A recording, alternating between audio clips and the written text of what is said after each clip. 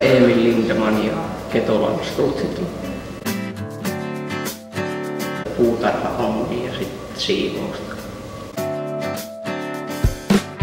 Mun veli oli täällä ja mä tiesin, että tänne pääsee kunnon kesätyösetelillä, sitten mä hain sillä tänne 8 viikkoa.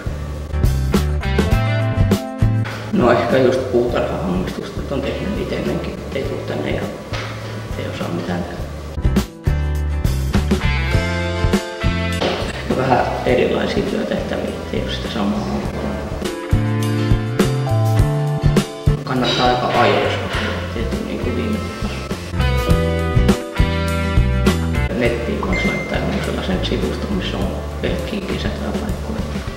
Eikä ne ole sitten sellaisia, missä laitetaan just 18-vuotiaat ja sitten sellaisia vaikeampia, missä pitää olla kokemusta.